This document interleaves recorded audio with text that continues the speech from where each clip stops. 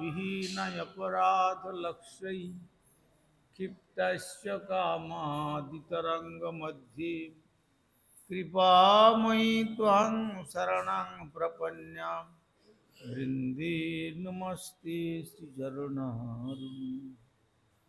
श्री कृष्ण चैतन्य प्रभु नित्यानंद श्री अद्वैत गदाधर शिवासादि गौर भक्त वृंद। हरे कृष्णा कृष्ण कृष्ण हरे हरे हरे राम राम राम हरे।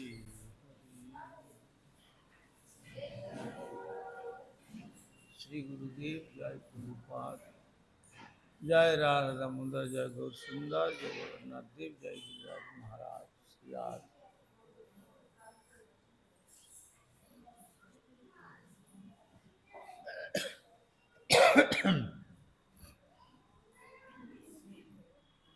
আমরা বিগত কল্য শ্রীমদ্ ভাগবতম দশম স্কন্ধ থেকে আস্বাদন করেছিলাম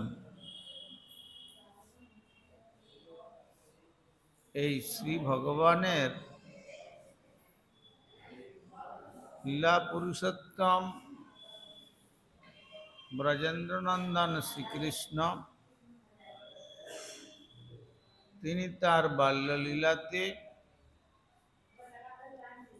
যখন কার্তিকী অমাবস্যার দিন মা চিন্তা করে দধি মন্থন করেছিলেন সে সমস্ত কথা বিগত কল্য আমরা আস্বাদন করেছি। দধি মথন নিনাদৈস্তক্ত নিদ্রা প্রভাতি। দধি মন্থনের যে নিনাদ, দধি মন্থনের দ্বারা যে শব্দটা হচ্ছিল তখন শয্যা থেকে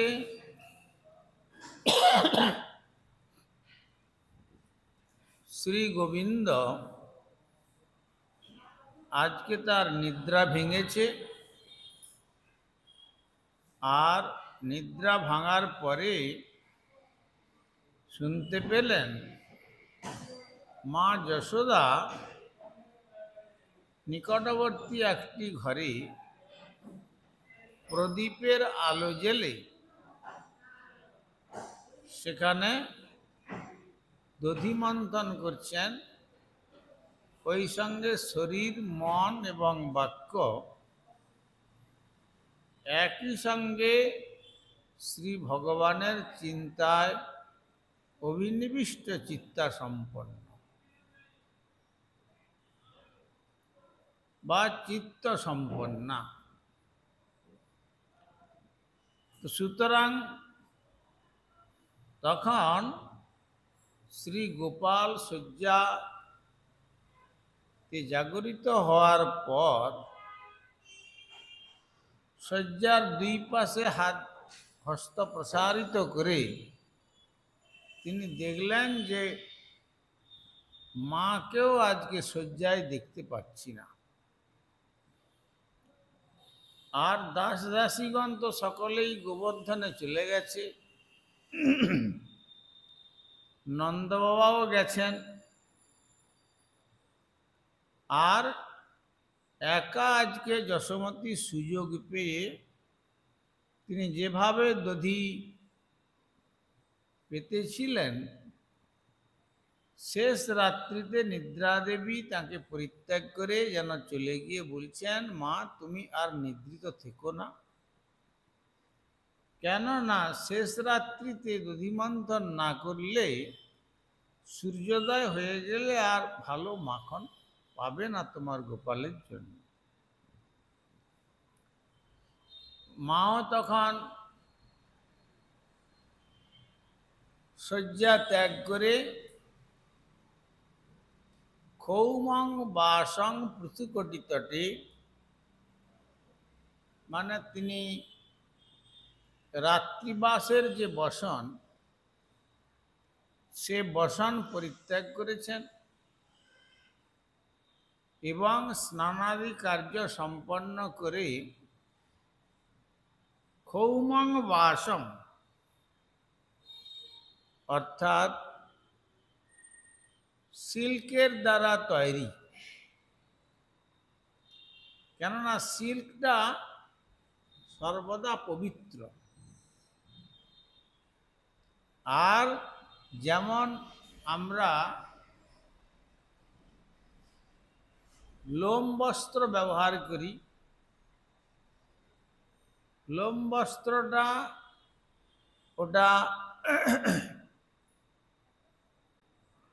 আমাদের প্রাতকৃত্যের জন্য শুচিতা বহন করে,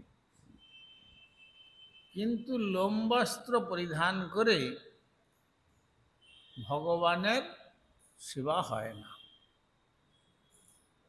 কেননা ওটা হচ্ছে বন্য পশুর লোম, মেষ।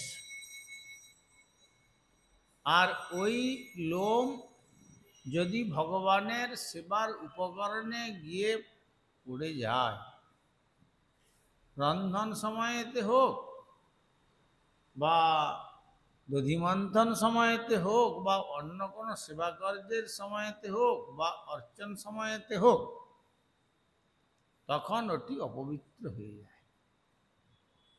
এই জন্য স্মার্ত সমাজে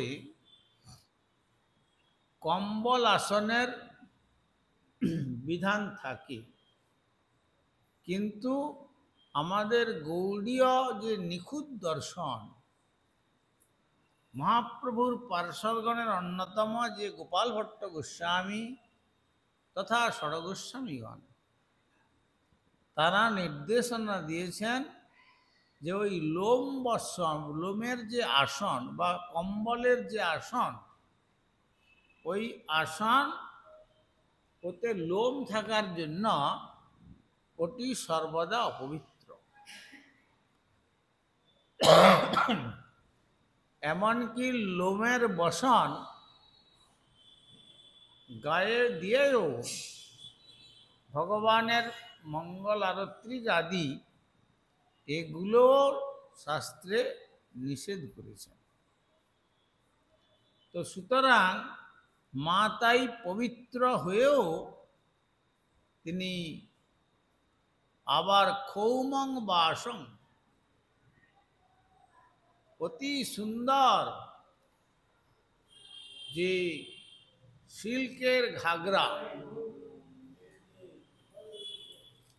যা ব্রজের যে ঘরনা, সেই ব্রজের ঘরনা অনুসারে ঘাগরা পরিধান করেছেন, আর শ্রীঅঙ্গেতে তার বস্ত্র পরিধান করেছেন, আর উত্তরীয় অঞ্চল যথারীতি মস্তকে আবরণ করে তিনি দধিমন্থন করছেন। কেন না, মস্তকে আবরণ করে এই জন্য দধিমন্থন করছেন, এটা বাৎসল্য রসের আচার্য হয়ে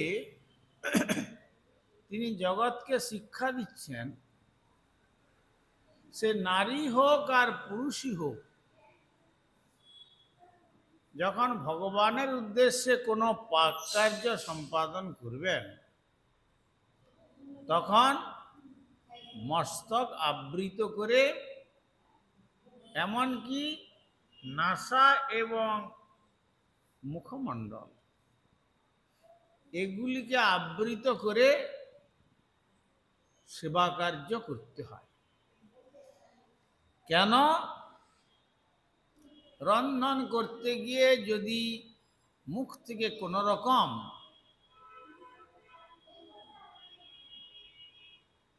সেই নিষ্ঠিবন নিষ্কৃত হয়ে যায়,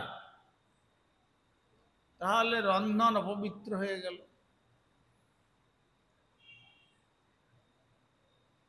আর অনেককে দেখা যায় রন্ধন করতে করতে তারা খুন্তিতে করে তরকারি নিয়ে বা কোনো জিনিস নিয়ে নাকেতে ঘ্রাণ নেয়,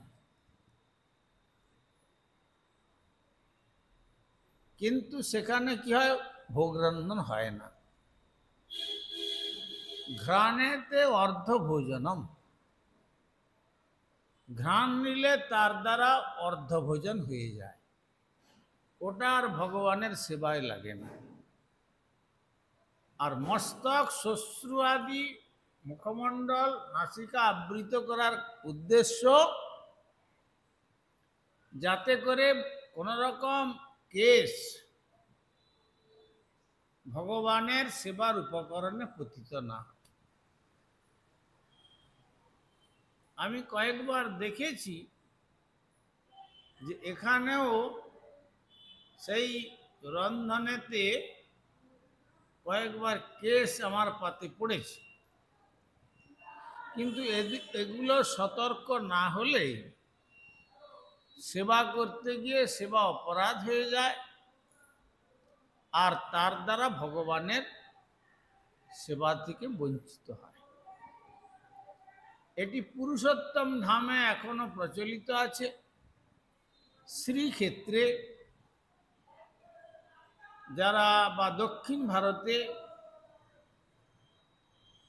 এমনকি দক্ষিণ ভারতে এ সেলাই বস্ত্র সেটিও পর্যন্ত কোনো সেবক পরিধান করে ভগবানের অর্চনাদি কার্য করতে পারবেন না, কেননা সূচিবিদ্ধ হওয়ার জন্য ওই বস্ত্রটি অপবিত্র হয়ে যায়। তাই মা ধৌত বসন, তার উপরে সিল্ক, আর তারপরে উত্তরীয় বসন এবং ঊর্ধ্বাঙ্গের বসন সমস্ত পরিধান করে অতি সন্তর্পণে দধিমন্থন করছেন। আর দধিমন্থন করতে গিয়ে জানি জানি হগীতানি তদ্বাল চরিতানি চ,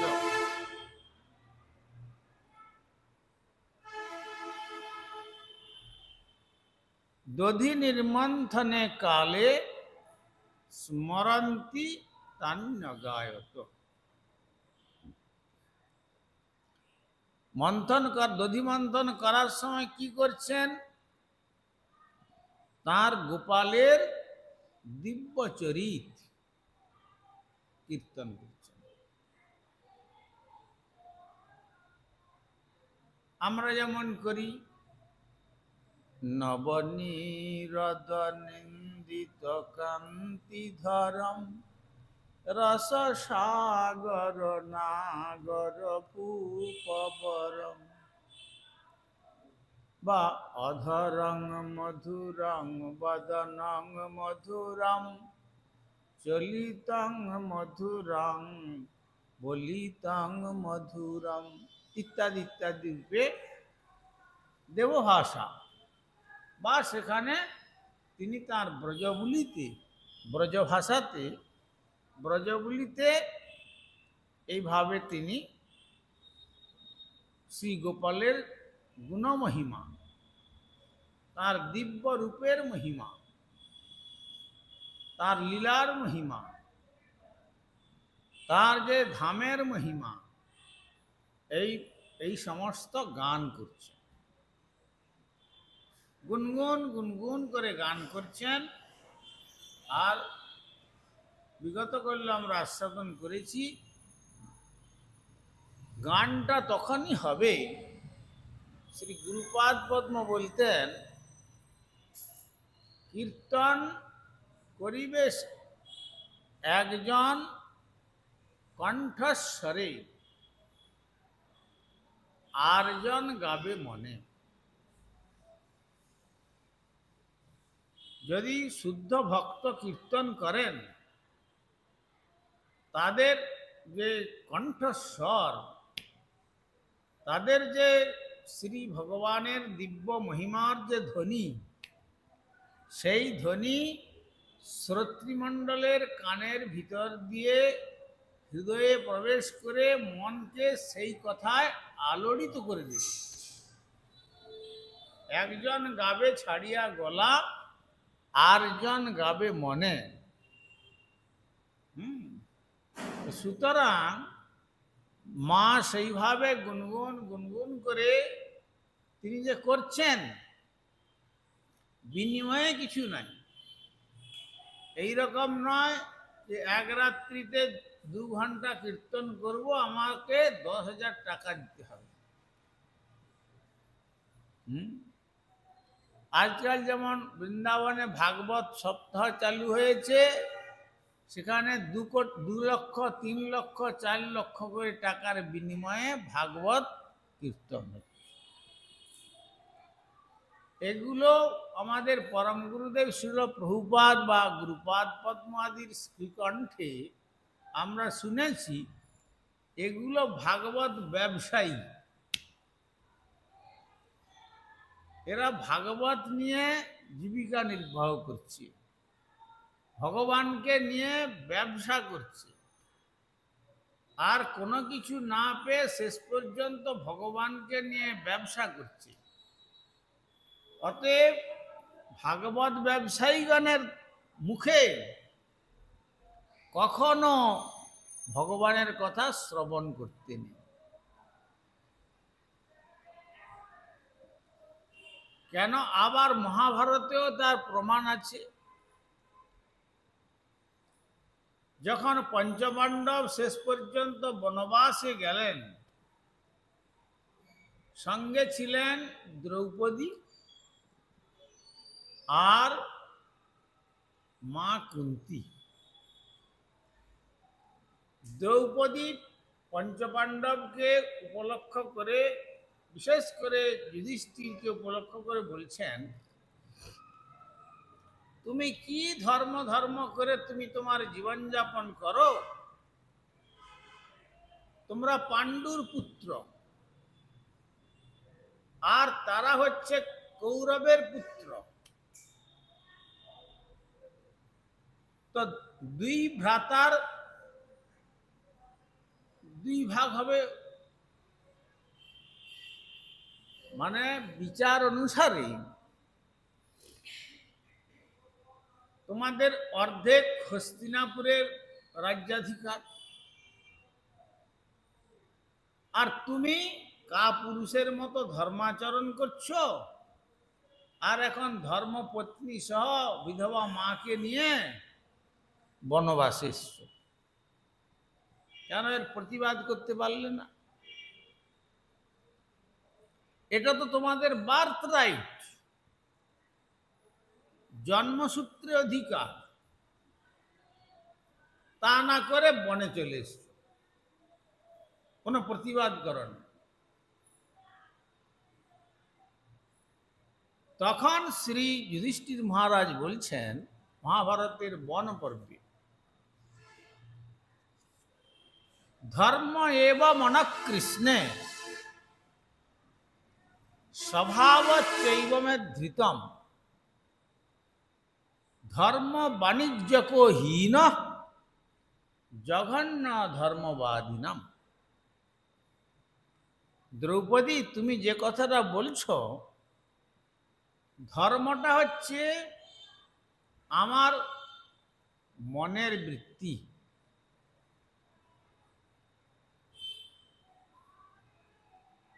আর সেই মনেতে নিরন্তর সেই ধর্ম মূলং হি ভগবান সর্বদেবেশ্বরেশ্বর। আমরা সর্বদা ভগবান শ্রীকৃষ্ণকে হৃদয়ের মধ্যে চিন্তা করি। এইটা আমার ধর্ম। আমার ধর্ম ওই রাজ সিংহাসনের জন্য নয়। আমার ধর্মে কোনো হিংসা নাই।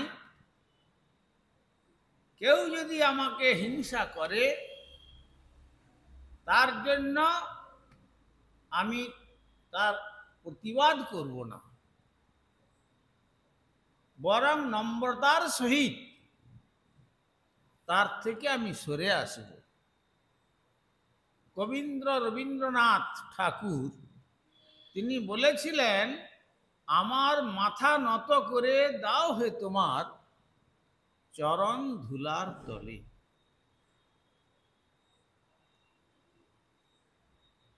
অর্থাৎ যতক্ষণ পর্যন্ত অভিমানের উচ্চ শিখরে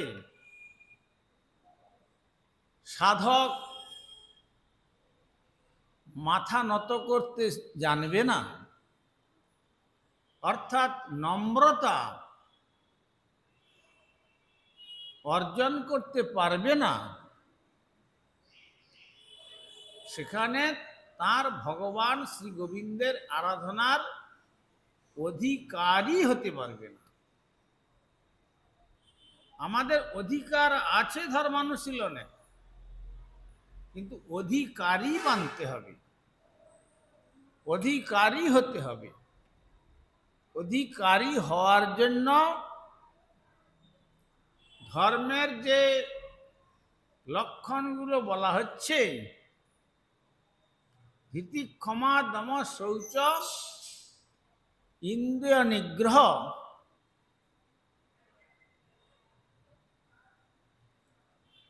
ধীর, ক্ষমা, সত্যম, ক্রোধ, দশকম ধর্ম লক্ষণ।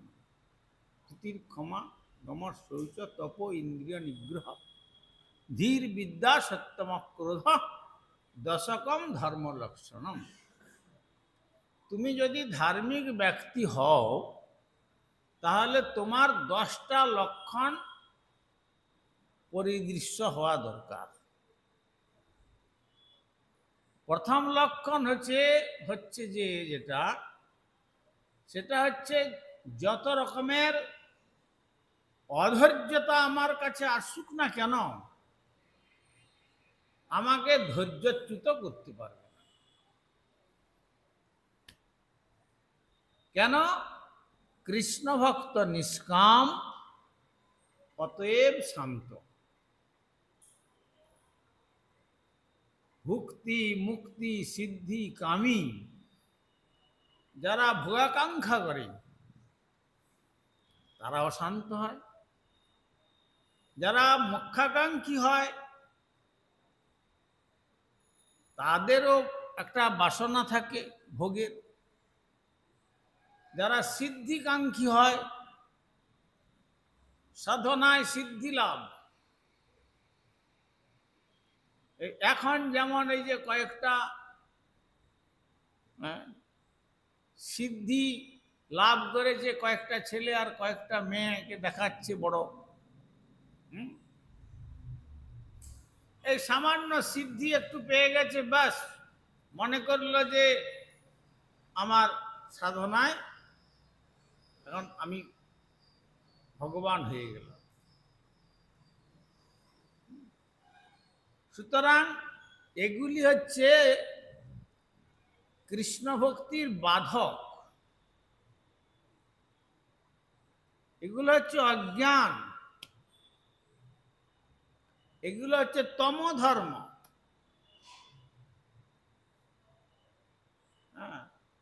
এই যেমন কি বলে, দক্ষিণ ভারতে সেই ব্যক্তিটি বলেছিলেন যে আমি ভগবান, কৃষ্ণের পুজো করতে হবে না, আমি নিজে কৃষ্ণ। কিন্তু কি করলেন, হাঁড়ির মধ্যে হাত ঢুকিয়ে দিয়ে ছাই বের করে দিলেন। বাহ, এই তো ভগবানের কার্য। আচ্ছা বলতে পারেন ভগবান কটা হাসপাতাল তৈরি করেছিলেন? তুমি যদি ভগবান হও, ভগবান তো সর্বশক্তিমান, তাহলে তোমার হাসপাতাল তৈরি করার দরকারটা কি? তোমার যদি ইচ্ছা হয় তাহলে তো মুহূর্তের মধ্যে সকলকে সুস্থ করে রাখতে পারো। এইটাই তো ঐশ্বর্যের কথা। তাহলে তোমার যে শক্তি নাই সে শক্তি ডাক্তারের আছে, তাহলে সেখানে তোমার ভগবত্তা থেকে ডাক্তারের ভগবত্তা অধিক হয়ে গেল। তাহলে তুমি কিসের ভগবান? কিন্তু এটা মানুষ বোঝে না, আর তারা এমনই জড় চিন্তাস্রোত সম্পন্ন, তাদের পায়েতে তুলসী দিয়েও তারা পূজা গ্রহণ করে।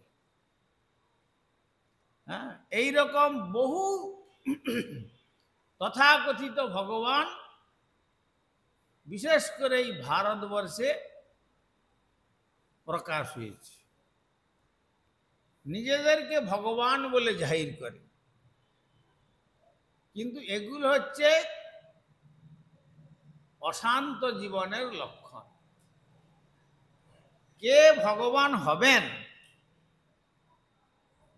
আর কোথায় ভগবান আসবেন, কোথায় তার যুগাবতার, কোথায় তার লীলাবতার, কোথায় তার গুণাবতার, কোথায় তার সত্যাবেশ অবতার, কোথায় তার মন্বন্তরাবতার, কিভাবে কখন আসবেন, এগুলি শাস্ত্রেতে নিরূপণ করে গেছে। বেদব্যাস স্বয়ং এগুলি নিরূপণ করে গেছেন। যস্মিন শাস্ত্রে পুরাণে বা হরিভক্তির ন দৃশ্যতি শ্রোতব্যং নৈব তৎশাস্ত্রং যদি ব্রহ্মা স্বয়ং বদেত। যস্মিন শাস্ত্রে, যে শাস্ত্রে বা পুরাণে শ্রীহরিকে ভক্তি করার কথা নাই, হরিভক্তির ন দৃশ্যতি শ্রোতব্যং নৈব তৎশাস্ত্রম, সে শাস্ত্রকে শ্রবণ করা উচিত নয়। যদি ব্রহ্মা স্বয়ং বদেত, যদি ব্রহ্মা সে কথা বলেন, তথাপি শ্রবণ করবেন। হ্যাঁ, আমার গুরুদেব ভগবানের অবতার, তার তিনি বলবেন আমার গুরুদেব ভগবানের অবতার, আর একজন বলবেন যে ইনি সমস্ত নিচু জাতিকে উদ্ধার করার জন্য অবতার হয়েছিলেন। কত রকম কথা বাজারে পাওয়া যায়।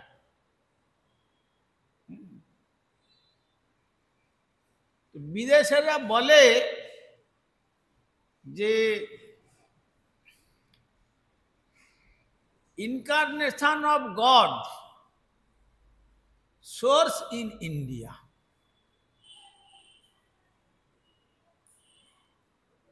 Just like market of God, মানে ভগবানের বাজার। ভগবানকে বাজারে পাওয়া যায় না, ভগবানকে শাস্ত্রের চক্ষু দিয়ে দর্শন করে ভগবানকে ভগবান বলে জানতে হয়। সেটি মা যশোমতী, শ্রীকৃষ্ণের নিত্য পিতামাতা নন্দ বাবা এবং মা যশোমতী, তিনি যখন ব্রজে অবতীর্ণ হলেন, তিনি তাই জগৎকে শিক্ষা দিচ্ছেন কিভাবে শ্রী ভগবানের সেবকগণের সেবা করা দরকার।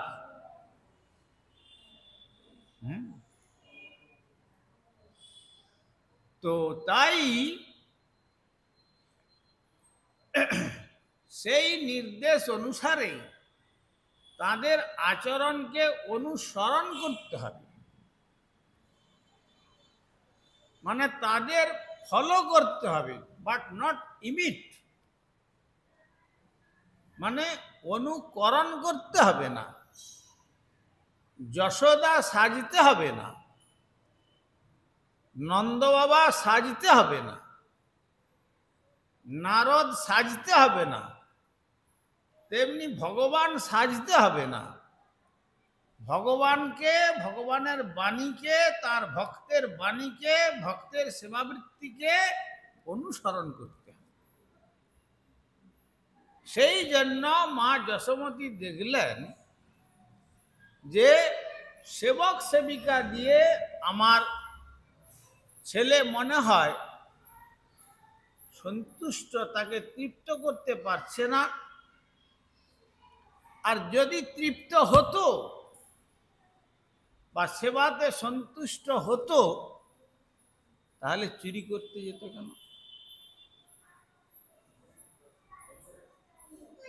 কিন্তু এই যে তার চর্য লীলা, শ্রী সুখদেব গোস্বামী বলছেন যে আমরা জগতের চোরের কথা শ্রবণ করলে আমাদের চর্য বৃত্তি বর্ধিত হয়, আর ভগবানের যে চর্য লীলা শ্রবণ করলে আমাদের অন্তরেতে জগতের চর্য বৃত্তির একবারে সমূলে বিনষ্ট হয়। এইটি হচ্ছে ভগবানের লীলার সঙ্গে জগতের জীবের এইটাই পার্থক্য। এই জন্য গুণগান করছেন ভক্তগণ, মহাপুরুষগণ, যে সকালবেলা শ্রী গোবিন্দের চর্য লীলা কীর্তন করছেন। ব্রজে প্রসিদ্ধং নবনীত চৌরম গোপাঙ্গনানঞ্চ দুকুল চৌরম অনেক জন্মার্জিত পাপ চৌরম চৌরাগ্রগণ্যম পুরুষং নমামি। কেউ চোরকে প্রণাম করে, চোর দণ্ডনীয় হয়, কিন্তু আমাদের মহাজনগণ তাকে প্রণাম করছেন। শুধু যে নবনীত চুরি করেছেন তা নন, গোপাঙ্গনানাঞ্চ দুকুল চৌরম, ব্রজদেবীগণের ইহকাল এবং পরকালের সমস্ত কিছু চুরি করে তাদের হৃদয়কে গোবিন্দের চরণে আকৃষ্ট করিয়েছেন। যে চরণেতে আকৃষ্ট হলে আর জগৎ তাকে আকর্ষণ করতে পারবে না। জগতের রূপ, রস, শব্দ, গন্ধ, স্পর্শ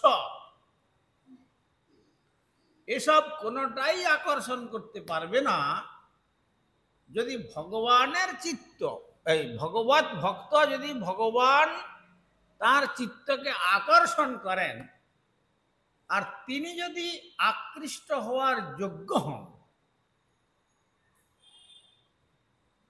তাহলে তিনি সর্বাকর্ষক।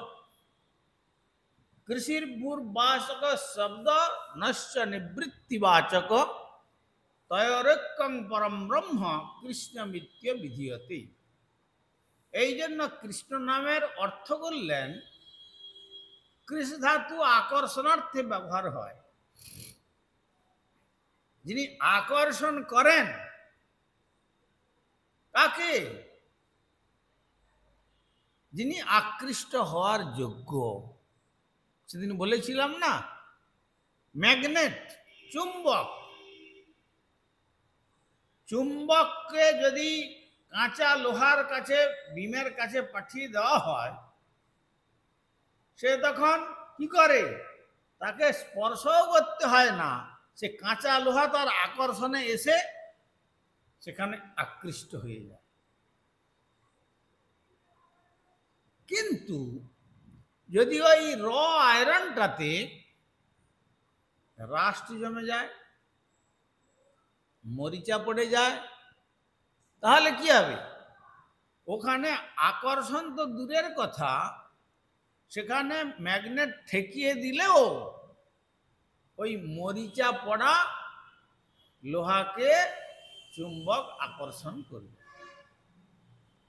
তেমনি আমাদের ভক্তগণের বা মানবরূপী সাধক সমাজের বিশেষ করে চিত্তের মধ্যে এই রকম মরিচাগুলো পড়ে আছে। কি মরিচা পড়ে আছে?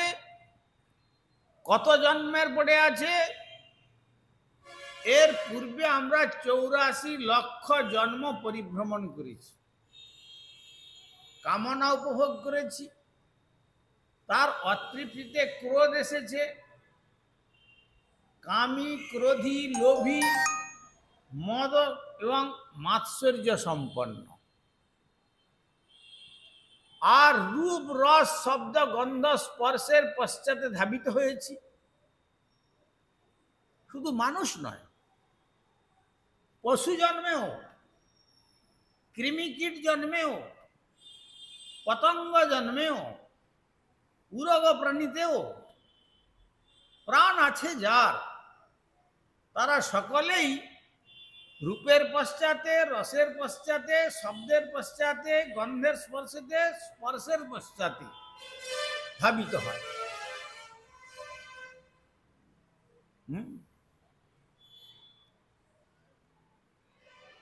তাই বলছেন যে স্পর্শ সুখের নেশায় যেমন খেদায় পড়ে হাতি, তেমনি জীব, শুধু মানব বললেন না, স্পর্শ সুখের লাগি খাচ্ছে মায়ার লাথি। স্পর্শ সুখ, বিষয় ভোগ,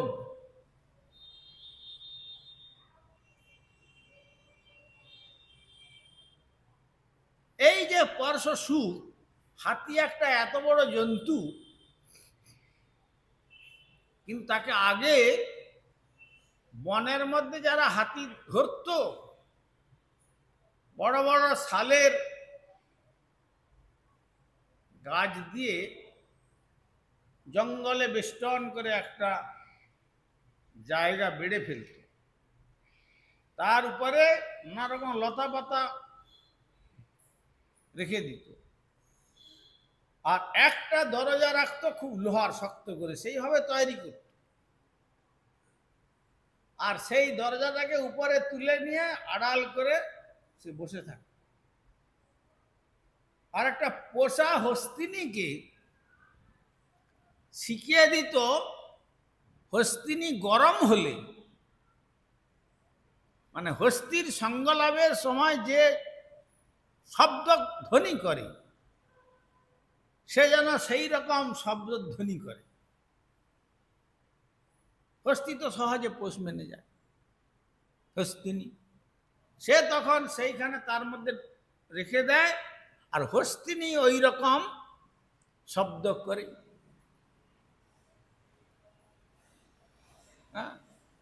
এটা প্রত্যেক জনিতে আছে। যেমন এই বাড়িতে গাভী ছিল, আমরা দেখতাম যে সারা রাত চিৎকার করে ডাকছে। তার মানে গৃহস্বামী জেনে যায় যে স্পর্শ সুখের আকাঙ্ক্ষা জেগেছে। তো কিন্তু ওই যে হস্তিনীর ধ্বনি শ্রবণ করে আর বিরাট হস্তি, মদমত্ত হস্তি ঢুকে যায় ভিতরে, আর এদিক থেকে উপর থেকে লোহার কপাটটা ফেলে দেয়। আর হস্তিনীকে তো শিখানো আছে, ও তখন ঠিক কায়দা করে আদর করতে করতে তার পাটাকে চেন দিয়ে বেঁধে ফেলে, বাস। আর সেই চেনটা আগে থেকে একটা বড় গাছের সঙ্গে বাঁধা আছে, যেটা হস্তি টেনে ছিঁড়তেও পারবে না, আর গাছকে তুলে ফেলতেও পারবে না। বাস, তারপরে কি হলো, তারপরে ওই যে হস্তি যারা ধরবে, তারা সেখানে সেই হস্তিনীর কাছে গিয়ে তার উপরে চড়ে যায়। তারপরে সময় বুঝে ওই যে হস্তি তার কাঁধে চড়ে আর একটা অঙ্কুশ রাখে, লোহার অঙ্কুশ, খুব ধারালো। কিন্তু হাতিকে অন্য কোথাও মেরে তাকে কষ্ট দিতে পারবে না, খুব মোটা তার চর্ম। কিন্তু এইখানে মস্তকে যদি মারে তখন চিৎকার করে কাঁদতে থাকে, যেন তার প্রাণ বিসর্জন হয়ে যাবে এমন অবস্থা। দু চারবার এইরকম করতে করতে তারপরে সে একবারে পোষা হাতি হয়ে যায়। এই যেমন এখানে ইস্কন থেকে হাতিগুলো বেরিয়ে ঘুরে, মাহুত যা বলে তাই শোনে। তবে সেদিন নাকি শুনলাম একটা ছেলে কিছু অত্যাচার করেছিল, তাকে নাকি মেরে ফেলেছে। যাই হোক, তো এত বড় জন্তুকেও বশীভূত করা যায় স্পর্শ সুখে, তেমনি প্রতিটি জীব স্পর্শ সুখের জন্য এই মলিন বাসনা জালেতে চিত্ত মরিচা সদৃশ করে ফেলেছে। এই জন্য মহাপ্রভু বললেন তার শিক্ষাষ্টকে, চেত দর্পণ মার্জনম ভবমহাদাবাগ্নি নির্বাপনম শ্রেয় কৈরব চন্দ্রিকা বিতরণম বিদ্যাবধূ জীবনম আনন্দম বুদ্ধিবর্ধনম প্রতিপদম পূর্ণামৃত স্বাদনম সর্বাত্ম স্নপনং পরং বিজয়তে শ্রীকৃষ্ণ সংকীর্তন। কৃষ্ণ সংকীর্তন রূপ যে সপ্ত লেলিহান জিহ্বাযুক্ত অগ্নি সদৃশ, চিত্তরূপ দর্পণটাকে মার্জন করে। ভব মহাদাবাগ্নি, এই যে ভবের দাবানল সকলকে দগ্ধ করছে ওই বিষয় সুখে, রূপরস শব্দগন্ধ স্পর্শের আকাঙ্ক্ষায়, সেটিও নির্বাপিত হয়ে যায় একবার, সেটা থাকে না। যাহা কাম তাহা নাহি রাম, और जहां राम तहां नहीं काम। जैसा रवि रजनी दो मिले दोनों ना मिले इकट्ठा, तुलसीदास बोलলেন। যেখানে ভগবান আছেন সেখানে প্রাকৃত কামের কোনো অস্তিত্বই নাই, আর যেখানে প্রাকৃত কাম রয়েছে সেখানে বিশুদ্ধ নির্মল প্রেমের অস্তিত্ব নেই, তাহা নাহি রাম। যেমন রবি রজনী দোনো না মিলে একঠা, একসঙ্গে কি একই পূর্বাকাশে সূর্য এবং চন্দ্রের উদয় হয়? একসঙ্গে তো হয় না। তেমনি আমাদের এই মলিন চিত্ত যতদিন পর্যন্ত এই রূপরস শব্দগন্ধের স্পর্শের পিছনে ধাবিত হবে, ততদিন পর্যন্ত শ্রী ভগবানের শ্রীনাম আমাদের আকর্ষণ করবে না, ততদিন পর্যন্ত আমরা অধিকারী হতে পারবো না। অধিকার তো আছে, জীব কৃষ্ণ নিত্য দাস। মহাপ্রভু বললেন জীবের স্বরূপ হয় কৃষ্ণের নিত্য দাস, অর্থাৎ বার্থ রাইট। আমার জন্মসূত্রের অধিকার আছে তার দাসত্ব করা, ইটারনাল সার্ভেন্টশিপ। কিন্তু ওখানে ওই যে আবরণটা পড়ে গেছে, তাই সেই আবরণেতে কোটি জন্ম করে যদি শ্রবণ কীর্তন, তথাপি না পায় ব্রজে ব্রজেন্দ্র নন্দন, হবে না। কিন্তু মা যশোমতী কি দেখালেন? চিত্তেতে দধি নির্মন্থনে কালে স্মরন্তি তানি অগায়ত। চিত্তের মধ্যে কেবল তার গোপালের কথা চিন্তা করছেন, মনেতে চিন্তন চলছে, আর বাক্যেতে তার মনে যা চিন্তা হয় মুখে তো সেইটাই বেরিয়ে আসবে। তখন জিহ্বা দিয়ে শ্রী গোবিন্দের মধুর বাল্যলীলা মা যশোমতী কীর্তন করছেন, আর শরীর দিয়ে অর্থাৎ হস্ত দিয়ে তখন দধি মন্থন করছেন। তো এমত অবস্থায় ভগবান শ্রীকৃষ্ণকে আকর্ষণ করবে কিনা?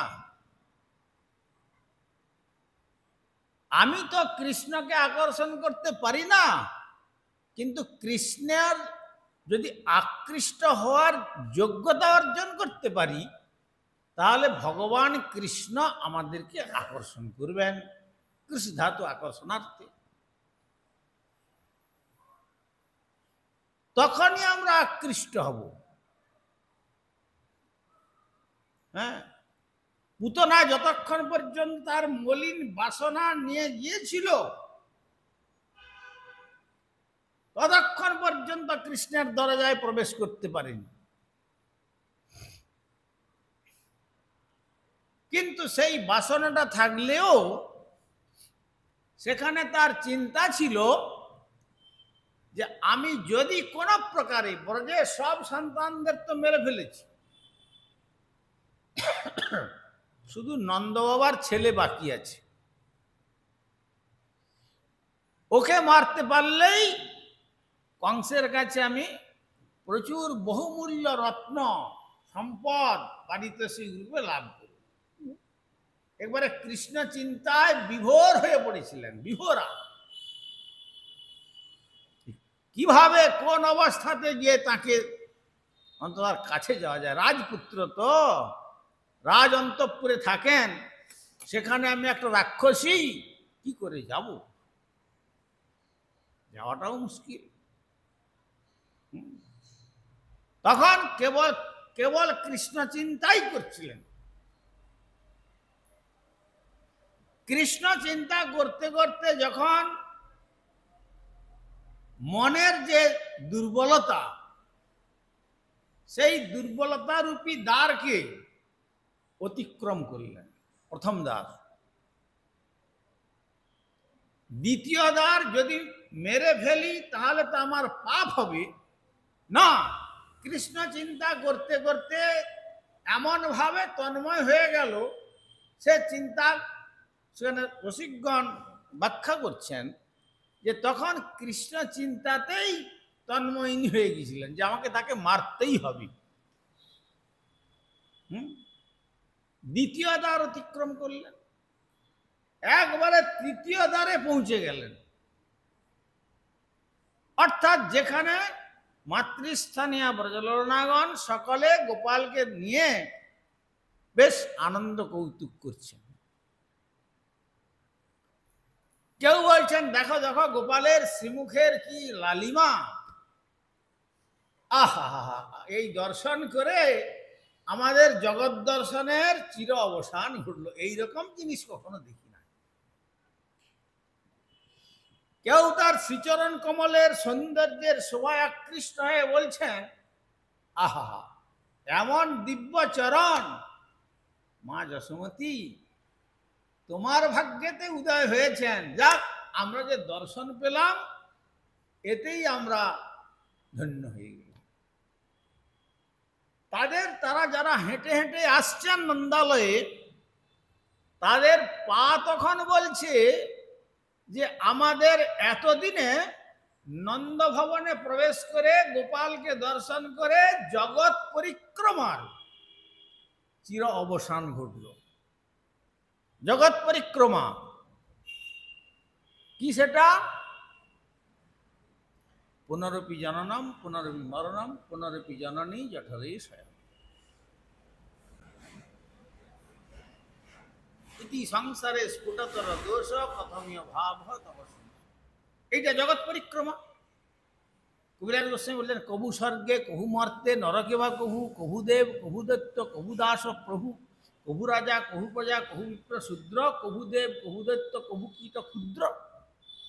এইরূপ ব্রহ্মাণ্ড ভ্রমিতে অনন্ত জীবগণ 84 লক্ষ জনিতে করে ভ্রমণ। এইভাবে পরিক্রমা হচ্ছে। কিন্তু তাদের চরণ বলছে যে আমাদের জগৎ পরিক্রমার চির অবসান ঘটল, বাস। অর্থাৎ আর আমাদের জন্মান্তরে প্রবেশ করতে হবে না, কেননা আমরা শ্রীকৃষ্ণ চরণ কমল এসে পৌঁছে গেছি।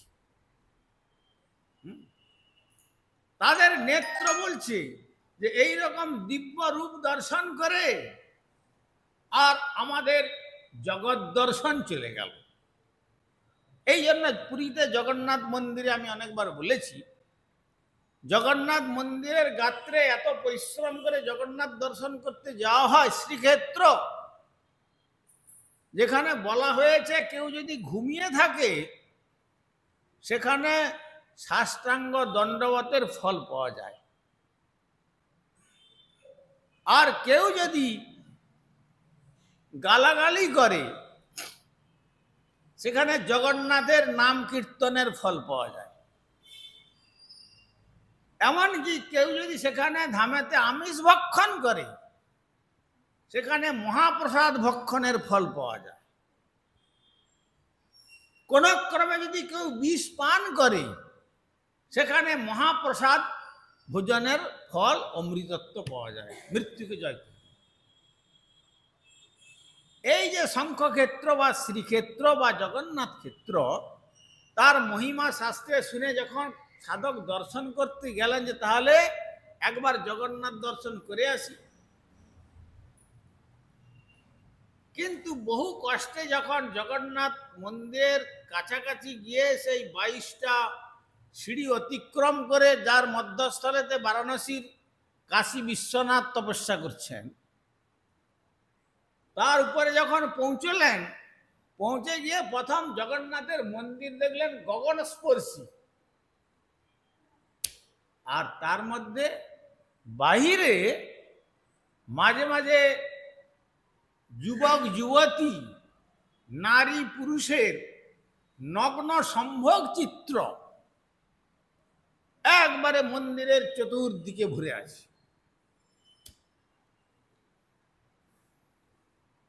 কেন? সেটা জগন্নাথ ভগবানের মন্দির। ভগবানের মন্দিরে এইরকম অশ্লীল চিত্র কেন থাকবে? শ্রী জগন্নাথ বলছেন, দেখো তোমরা যে ভাব নিয়ে আমাকে দর্শন করতে এসছো, আমি জগতের নাথ, সেই জন্য আমাকে জগন্নাথ বলে। অতএব যতই তোমরা সেজে আসো না কেন, সুন্দর সুন্দরী বা সন্ন্যাসী বা ব্রহ্মচারী বা গৃহী বা ব্রাহ্মণ ক্ষত্রিয় বা শূদ্র যেই হোক না কেন,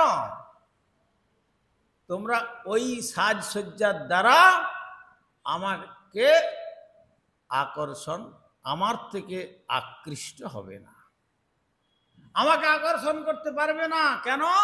তোমাদের চিত্তের মধ্যে ওই মলিন ভাবনাগুলো রয়েছে, এইগুলো আমার মন্দিরের বহির্গাত্রে সেই জন্য অঙ্কন করেছি বিশ্বকর্মাকে দিয়ে। আর ওই ভাব থেকে যখন তুমি সাধনার দ্বারা চিত্ত দর্পণকে মার্জন করবে, তখন হৃদয়ে নির্মল হবে, তখন আর কোনো কামনা বাসনা তোমাকে তার দাসত্ব করতে দেবে না।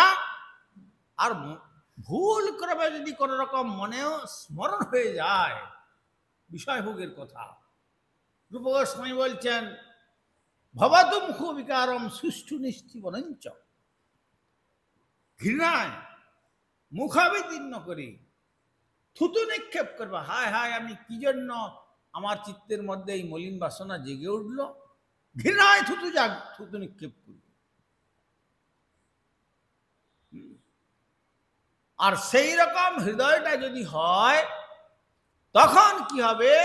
মন্দিরে প্রবেশ করলে দেখবে জ্যোতিরভ্যন্তরের রূপম অতুলম শ্যাম সুন্দর, যা মহাপ্রভু দর্শন করেছিলেন। জ্যোতিরভ্যন্তরে সেই দ্বিভুজ মুরলীধর শ্যামসুন্দর যেন বংশী বাদন করে সকলকে ডাকছেন, তোমরা সব আমার কোলে এসো। আর তা না হলে ওই বাসনা নিয়ে যদি যাওয়া যায়, সেখানে জগন্নাথ মন্দিরে গেলে আমরা দেখব জগন্নাথের হাত নাই, জগন্নাথের চরণ নাই, বিশ্বে এইরকম কোন মূর্তি নাই যে বিরাট বিরাট চক্রাকার নেত্র আর বিরাট বিস্তৃত মুখমণ্ডল এই রূপ দর্শন করবে। এই হচ্ছে কামনার দৃষ্টি। সুতরাং আমাকে দর্শন করতে গেলে সেখানে দর্শন করার অধিকারী হতে হবে।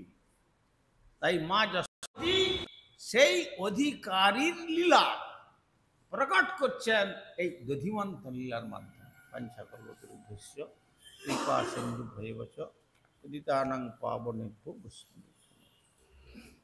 যুগায়িতং নিমেষেন চক্ষুষা প্রবৃষায়িতং শূন্যায়িতং জগৎ সর্বং গোবিন্দ বিরহেন।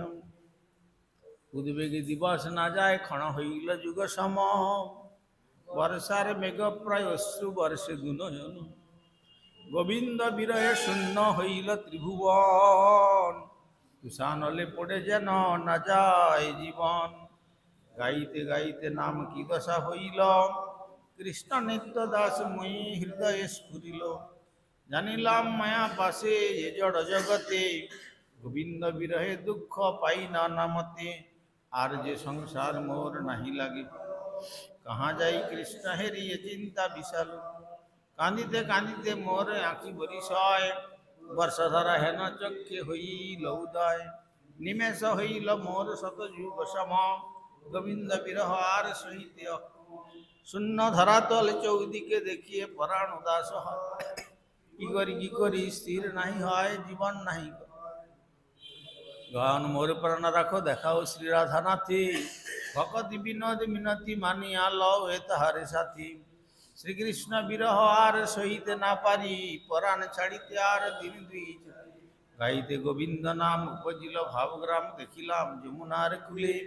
বৃষভানু সুতা সঙ্গে শ্যামনট বরদাঙ্গে বাঁশরি বাজায় নিপুণ। দেখিয়া যুগল ধন অস্থির হইল মন, জ্ঞান হারা হইল তখন। কতক্ষণে নাহি জানি জ্ঞান লাভ হইল মানি, আর নাহি ভেল দর্শন। সখী গো কেমতে ধরিব পরাণ, নিমেষ হইল যুগের সমান।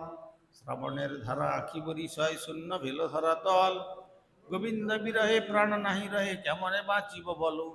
ভকতি বিনোদ অস্থির হইয়া পুনঃ নামাশ্রয় করি, তাকে রাধানাথ দিয়া দর্শন প্রাণ রাখ নহে মরি। বন্ধুগণ শুনহ বচন মোর, ভাবেতে বিভোর থাকিয়ে যখন দেখা দেয়। বিচক্ষণ করি দেখিতে চাইলে হয় আঁখি অগোচর, পুনঃ নাহি দেখি কাঁদে পরাণ দুঃখের না থাকে ওর। জগতের বন্ধু সেই কবু মোরে লয় সাথ, যথা যথা রাখু মোরে আমার সে প্রাণনাথ। দর্শন আনন্দ দানে সুখ দেয় মোর প্রাণে, বলে মোরে প্রণয় বচন। পুনঃ দর্শন দিয়া দগ্ধ করে মোর হিয়া প্রাণে, মোরে মারে প্রাণধন। যাহে তার সুখ হয় সেই সুখ মম, নিজ সুখে দুঃখে মোর। ভগতি বিনোদ সংযোগে বিয়োগে তাহে জানে প্রাণেশ্বর, তার সুখে সুখী সেই প্রাণনাথ সে কবু না হয় পর। রাধাং শালী গণান্তাম শীত শীত নিশা যোগ্য ভীষাং প্রদোষী। দ্বিতীয়া বৃন্দপদে সাধ বিস্তৃত যমুনা তীর কল্পাগ কুঞ্জাম। কৃষ্ণাং গোপৈঃ সভায়াং ভীত গুণিকর লোকনম স্নিগ্ধমাত্রা। যত্নাদান্য সংশয়িতমত নিবৃতং প্রাপ্ত কুঞ্জং স্মরামি।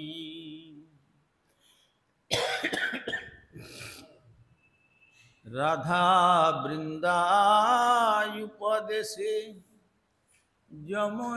যমুনোপকূল দেশে। রাধা বৃন্দা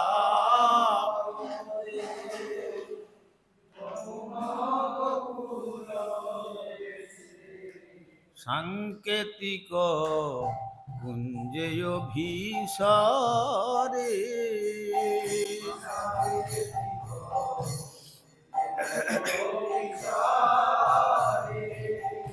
সীতা সীতা নিশাযজ্ঞ ধরিবে কৃষ্ণ ভোগ্য।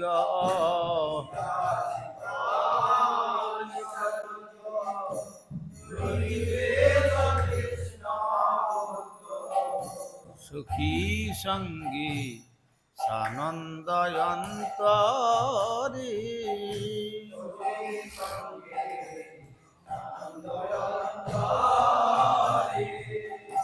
গোপ সভা মাঝে নানা গুণ কলা হেরি। গোপ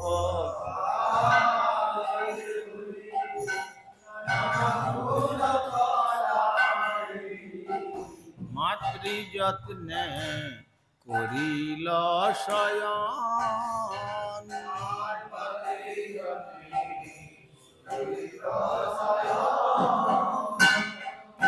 রাধা সঙ্গ সরিয়া নিবৃতে বাহির হইয়া,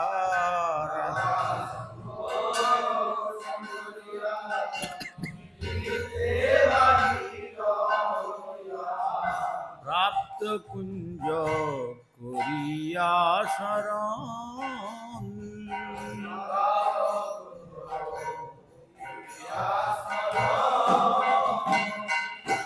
এই লীলা সরয়ার গাও কৃষ্ণ নাম।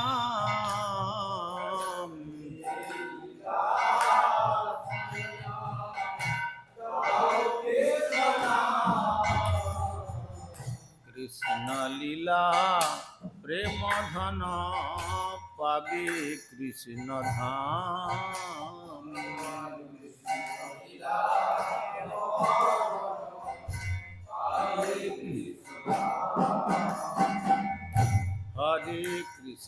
হরে কৃষ্ণ কৃষ্ণ কৃষ্ণ হরে হরে, হরে রাম রাম রাম হরে।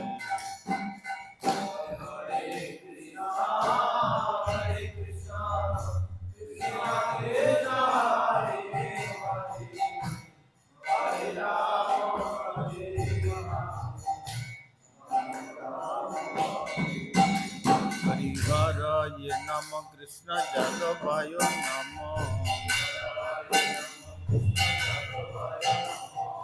যাদবায় মাধবায় কেশবায় নম। গোপাল গোবিন্দ রাম শ্রী মধুসূদন,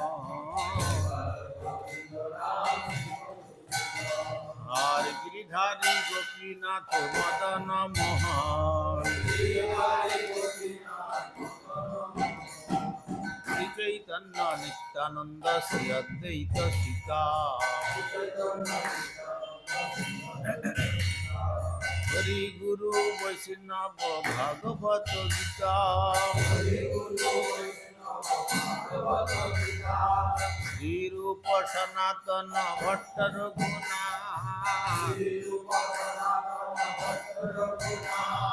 শ্রী জীব গোপাল ভট্ট দাস রঘুনা।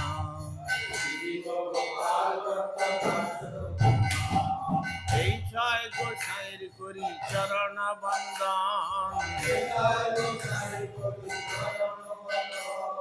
যাহা হইতে বিঘ্ন নাশ অভীষ্ট পূরণ। এই ছয় গোসাই যার মুই তার দাস, তা সবার পদরেণু মোর পঞ্চগ্রাস। নাদের চরণ সেবী ভক্ত শনিবাস, আমার জন্মে জন্মে হয় এই অভিলাষ। এই ছয় গোসাই যবে ব্রজে কইলা বাস, রাধা কৃষ্ণ নিত্য লীলা করিলা প্রকাশ। আনন্দে বল হরি ভজ বৃন্দাবন, শ্রী গুরু বৈষ্ণব পদে মজাইয়া মন। গুরু বৈষ্ণব পাদ পদ্ম করিয়া, হরি নাম সংকীর্তন কহে নরোত্তম দাস। হরে কৃষ্ণ কৃষ্ণ কৃষ্ণ হরে হরে, হরে রাম রাম রাম হরে হরে।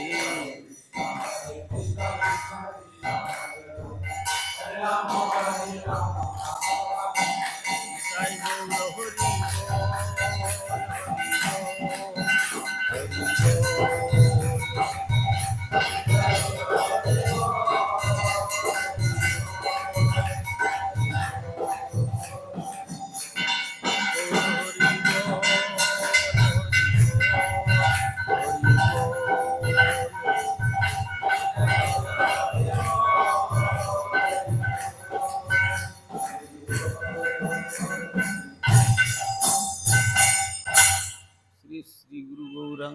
गंधर्विका गिरिधारी श्री राधा गोविंद गोपीनाथ मदन मोहन श्री जगन्नाथ बलदेव सुभद्रा श्री राधा राधारमन देव रामेश्वर श्री गौर सुंदर श्री जगन्नाथ देव श्री गिरिराज महाराज श्री राधा दामोदर जी शुभ श्री राधा दामोदर जी ग्रंथराज श्रीमद भागवतम तुलसी महारानी तथा श्री राधा दामोदर जी सायंकालीन लीला स्मरण जाम कीर्तन महामहोत्सव की परमाराध्य श्री गुरुपाद पद्म विष्णुपाद श्री श्रीमद भक्ति कुमुद संत गोस्वामी ठाकुर की जगत गुरु श्रील प्रभुपाद भक्ति सिद्धांत सरस्वती गोस्वामी ठाकुर सपार्षद सुचिनंदन श्री गौर सुंदर की सपार्षद श्रील प्रभुपाद की रूपान को गुरुवर्ग की राधा दामोदर जी की पूज्य व्रत दामोदर व्रत नियम सेवा कार्तिक व्रत की जाए गुर्जेश्वरी विश्वभानुराज नंदिनी श्रीमती राधा ठाकुरानी की जाए व्रत पालनकारी भक्त वृंद की जाए निताई गौर प्रेमानंदी।